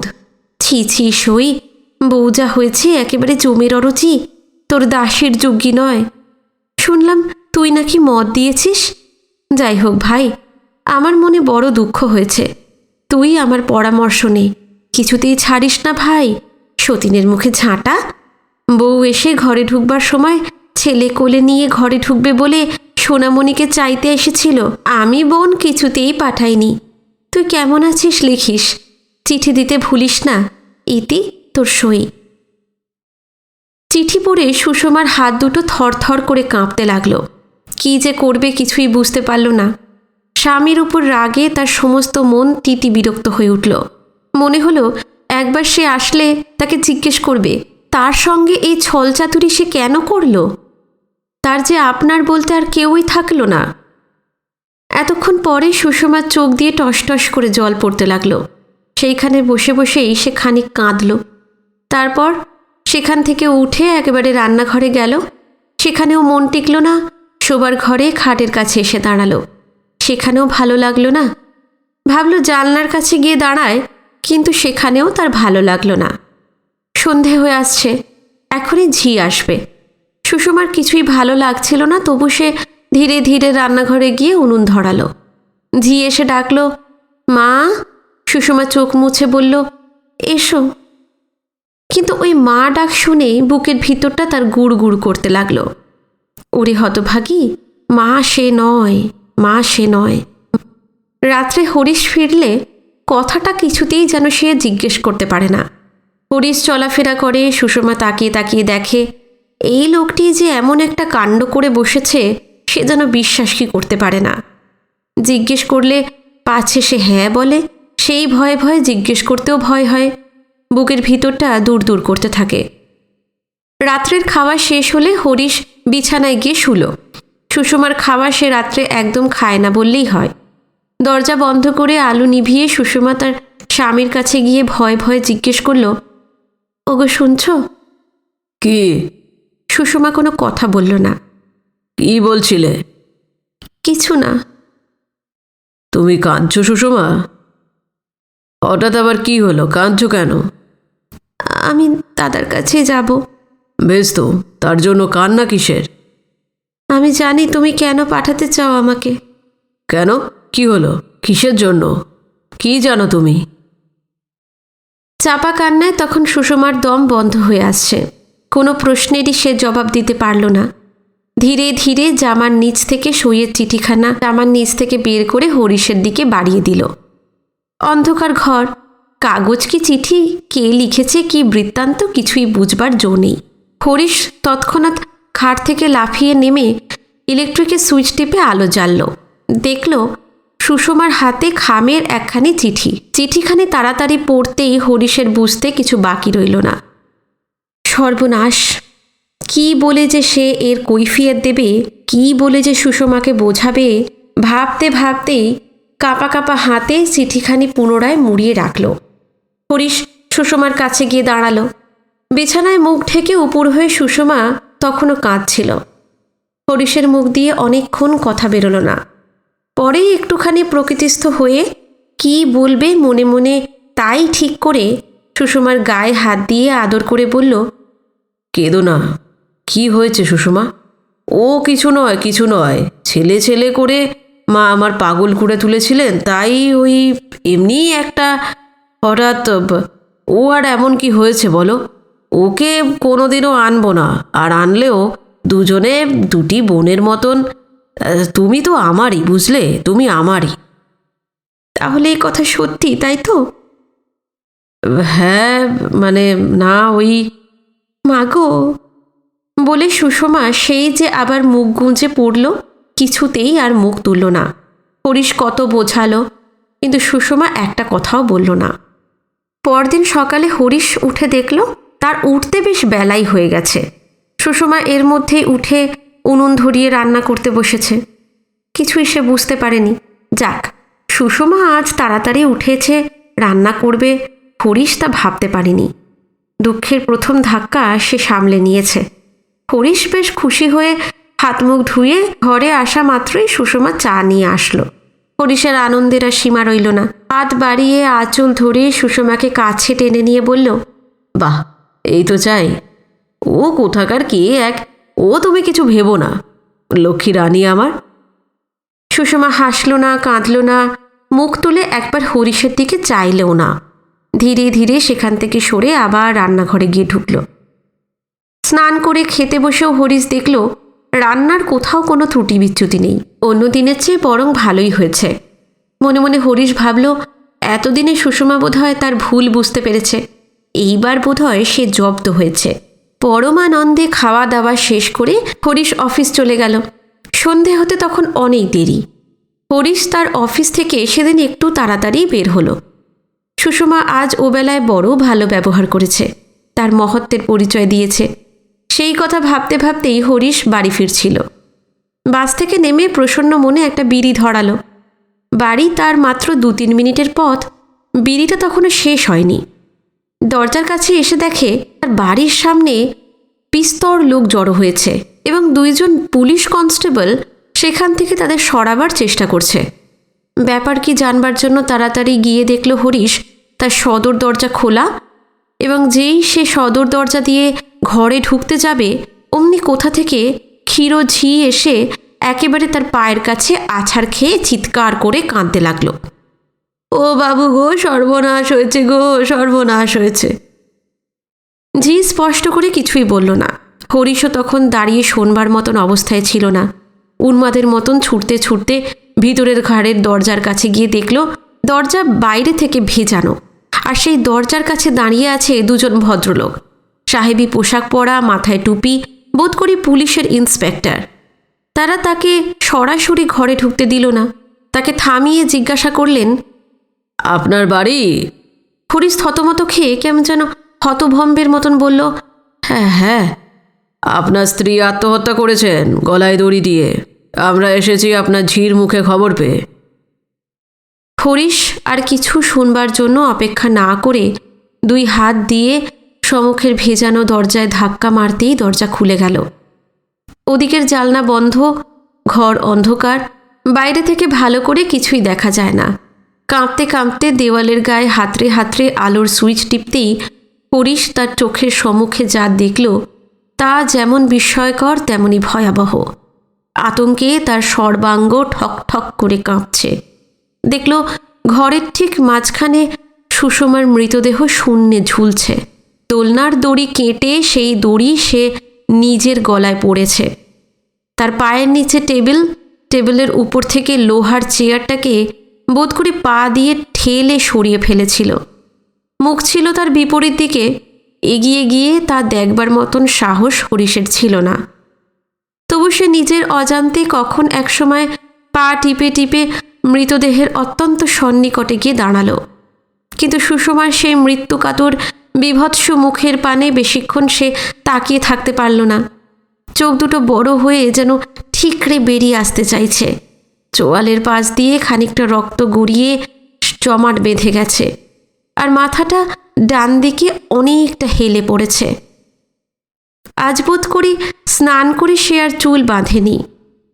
এক মাথা কালো ভিজে চুল চারিদিকে ছড়ানো, গায়ে চমৎকার একখানি জামা, পরনে তার সেই সবচেয়ে প্রিয় জামদানি শাড়িখানি। আধখানা খুলে গিয়ে মেঝে লুটোচ্ছে। হরিশ আপাদমস্তক শিউরে উঠল। থরথর করে কাঁপতে কাঁপতে সে খাটের কাছে গিয়ে উপুর হয়ে পড়ল। বিছানার চাদরটিকে দু হাতের মুঠো দিয়ে টেনে টেনে জড়ো করতে করতে অবরুদ্ধ কণ্ঠে চিৎকার করে উঠল, উফ, ওকে খুলে ফেলুন, ওকে নাবিয়ে দিন, নাবিয়ে দিন। বলতে বলতে ছেলে মানুষের মতন ডুকরে ডুকরে কেঁদে উঠল। ইন্সপেক্টর দুজন অত্যন্ত ভদ্র। একজন তৎক্ষণাৎ তার কাছে এসে হাত দিয়ে তাকে সান্ত্বনা দিতে লাগলেন, আর একজন কনস্টেবলের সাহায্যে মৃতদেহটা নামাবার জন্য ব্যস্ত হয়ে পড়লেন। দড়ি কেটে মৃতদেহ নামানো হলো। বাইরে তখন হাসপাতালের গাড়ি এসে দাঁড়িয়েছে। ডেড বডি মর্গে পাঠাতে হবে। হরিশ অবাক হয়ে মুখ তুলে একবার ইন্সপেক্টরের মুখের দিকে তাকালো। ইন্সপেক্টর ভাবলেন বুঝি সে নিষেধ করছে। বললেন, কান্ট হেল্প, পাঠাতেই হবে। আমি সঙ্গে যাব? চলুন। ক্ষীরোঝি দরজার কাছেই বোধ করে দাঁড়িয়ে শুনছিল। কাঁদতে কাঁদতে ঘরে ঢুকে বলল, একা তো আমি এ ঘরে থাকতে পারবো না বাবু। তালা চাবি বন্ধ করে চলুন, নইলে বলেন তো আমি একজন কনস্টেবল রেখে যেতে পারি। যাই হোক, কনস্টেবল রাখতে হলো না। তালা চাবি হাতের কাছেই ছিল। দরজা বন্ধ করে সবাই মর্গে চলল। কিন্তু সেই দিন রাত্রে আর ময়নাতদন্ত হলো না। ডাক্তার বললেন কাল সকালে হবে। সুষমাকে হাসপাতালে রেখে হরিশকে থানায় যেতে হলো। থানায় এজাহার দিতে হবে। ক্ষীরোঝির এজাহার আগেই লেখা হয়েছে। থানা থেকে হরিশ যখন বের হলো তখন রাত্রি।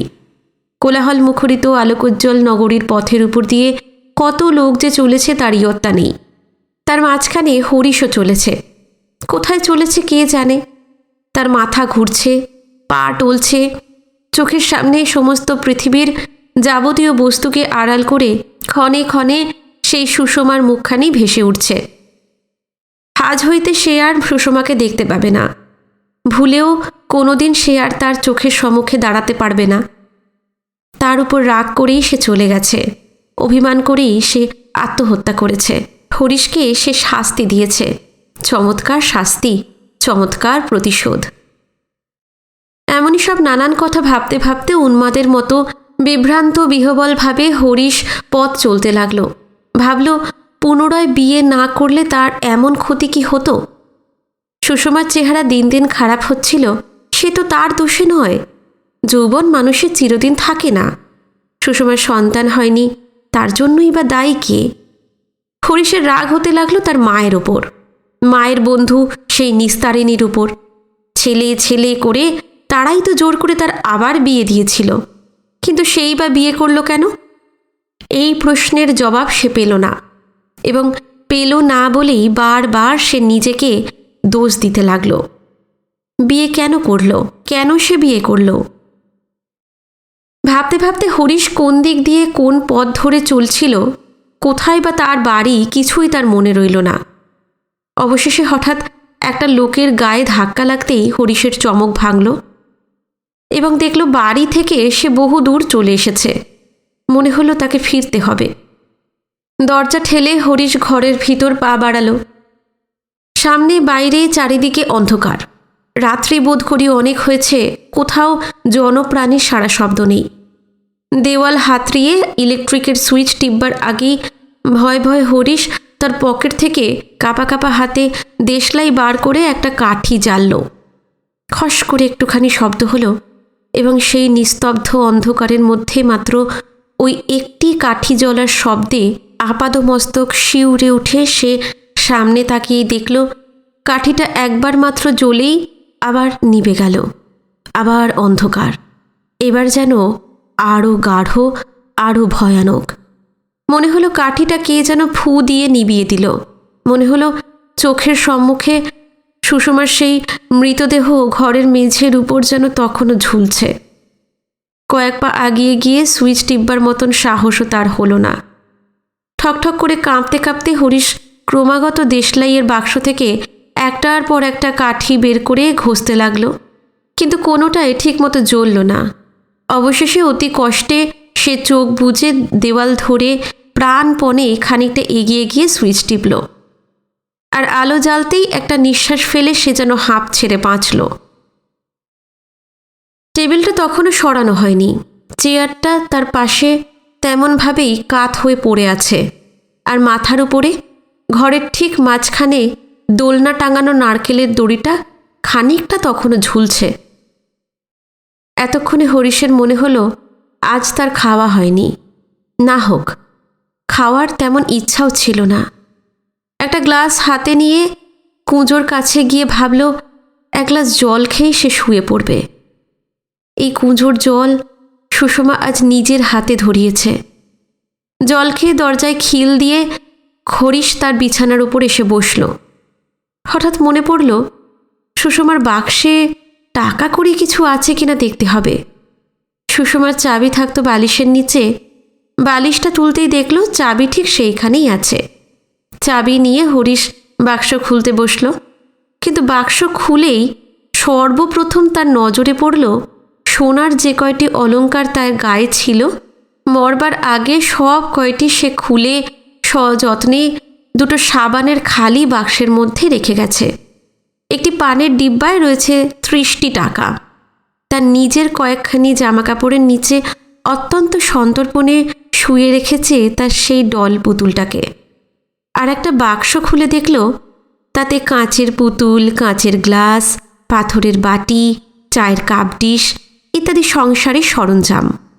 এবং সর্বশেষ যে বাক্সটি খুলল সেটি শুধু ছোট ছোট ছেলে মেয়েদের টুপি, মোজা, পেনি ফ্রক, রুমাল, কাঁথা ইত্যাদিতে বোঝাই। রঙিন কয়েকটা কাঠের খেলনা, টুসি কাঠি, ঝুমঝুমি, রবারের বল, রবারের বেলুন সবই সে সঞ্চয় করেছে। কবে তার ছেলে হবে, হবে কি হবে না, তবু তাদের জন্য অভাগে কিছুই আর কিনতে বাকি রাখেনি। এত স্বাদ, এত আকাঙ্ক্ষা কিছুই তার পূর্ণ হলো না। সবই সে অপূর্ণ রেখে কত দুঃখে, কত কষ্টে যে তার নিজের হাতে জীবনের যবনিকা টেনে দিয়েছে, সেই কথাই হরিশ আজ এত দিন পরে চুপ করে বসে বসে ভাবতে লাগল। বাক্সগুলো বন্ধ করে হরিশ বিছানায় শুয়ে আলো নিভিয়ে দিল। ঘুমের ঘোরে সহসা তার মনে হলো ঘরের মধ্যে কি যেন গুনগুন করে গান গাইছে, ছেলেকে ঘুম পাড়াচ্ছে। তন্দ্রাচ্ছন্ন হরিশ চোখ মেলে চাইতেও পারল না। উঠে বসে তাড়াতাড়ি যে আলো জ্বালবে তার ক্ষমতাও রইল না। চোখ বুজে আধো ঘুম আধো জাগ্রত অবস্থায় শুনতে লাগল যেন দোলনা দুলিয়ে দুলিয়ে সুষমা ঘুম পাড়ানি গান গাইছে। হঠাৎ একসময় তন্দ্রা ছুটে যেতেই ধর্মর করে সে বিছানার ওপর উঠে বসল। মনে হলো সুষমা তো মরেনি। তার অশরীরী আত্মা যেন এখনও এই ঘরের মধ্যেই কোথাও লুকিয়ে রয়েছে। তাড়াতাড়ি হাত বাড়িয়ে হরিশ আলো জ্বালল।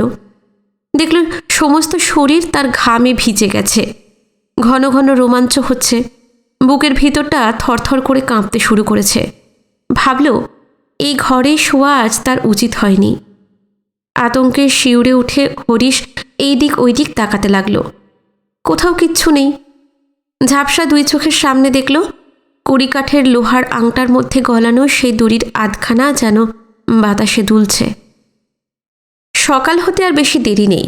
সেই যে হরিশ বাড়ি থেকে বেরিয়ে হাসপাতালে ছুটে এসেছিল, উন্মাদের মতো কতক্ষণ যে পায়চারি করেছিল কে জানে। বেলা প্রায় 8টার সময় গাড়ি করে থানা থেকে ইন্সপেক্টর আসলেন। হরিশকে দেখেই তিনি গাড়ি থেকে নেমে নমস্কার করে বললেন, এসেছেন, আসুন। তাকে সঙ্গে নিয়ে বাইরের একটা ঘরে বসিয়ে তিনি ভিতরে চলে গেলেন। ঘন্টার পর ঘন্টা অধীর অপেক্ষায় হরিশের সময় যেন আর কাটতে চাইছিল না। ভিতর থেকে খবরও আসে না। অবশেষে বেলা তখন প্রায় 11টা। কয়েকজন ছাত্র, 2জন নার্স এবং পুলিশ ইন্সপেক্টরকে সঙ্গে নিয়ে স্বয়ং ডাক্তার সাহেব হরিশের কাছে এসে দাঁড়ালেন।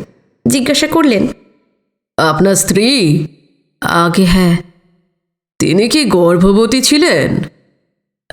না তো, আমি না, সেরকম তো কিছু ছিল না। আসুন আসুন। হরিশ অবাক। কলের পুতুলের মতন হরিশ তাদের পিছন পিছন 2-3টে ঘর পার হয়ে সিঁড়ি ধরে উপরে গিয়ে দাঁড়ালো। সামনে প্রকাণ্ড একটা কাঁচের টেবিলের উপর তার স্ত্রী, সেই সুষমা। কালো চুল কাঁচের উপর ইতস্তত ছড়িয়ে পড়েছে, সিঁথিতে দগদগে সিঁদুর, পায়ে টকটকে আলতা।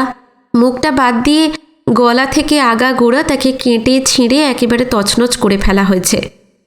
হরিশ একবার মাত্র সেদিকে তাকিয়েই শিউরে উঠল, চোখ বুজল। চোখ দুটো তার জলে ভরে গেছে। একজন ছাত্র দয়া করে সুষমার আপাদমস্তক একটা চাদর দিয়ে ঢেকে দিল। ডাক্তার সাহেব কিন্তু শুধুমাত্র সুষমাকে দেখানোর জন্য তাকে ডাকেননি। হরিশকে টেবিলের আরও কাছে এগিয়ে আসতে বলে কাপড়ে ঢাকা কি একটা বস্তু নিজের হাতে তুলে ধরে বললেন, এই যে দেখুন। অন্যমনস্ক হরিশ অকস্মাৎ কথাটা শুনে চমকে উঠল। দেখল মাংসপিণ্ডের ভ্রূণের মধ্যে অজাত অপরিণত কচি একটি শিশুর সম্পূর্ণ অবয়ব। হাত হয়েছে, পা হয়েছে, মাথা, মুখ, নাক দেখলেই চেনা যায়। চোখ তখনও ফোটেনি। সুষমার পেট কেটে একে বার করা হয়েছে। হরিশের মাথার ভিতরটা কেমন যেন করছিল। অনাহারে, অনিদ্রায়, অবসন্ন দেহে সে আর দাঁড়িয়ে থাকতে পারল না। তার মাথাটা ঘুরে গেল। টেবিলটা হাতে ধরেই তার পাশে একটা চেয়ার ছিল, সেই চেয়ারে সে বসে পড়ল।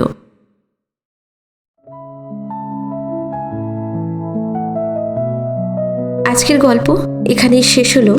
আশা করি আপনাদের ভালো লেগেছে। অবশ্যই জানাবেন কমেন্টে কেমন লাগলো। যারা আজকে নতুন এসেছেন এই গল্প শুনতে, যদি গল্প পাঠ ভালো লেগে থাকে অবশ্যই চ্যানেলটি সাবস্ক্রাইব করে রাখবেন। নতুন গল্প নিয়ে আবার ফিরে আসছি খুব শিগগিরই। নমস্কার, সবাই খুব ভালো থাকবেন।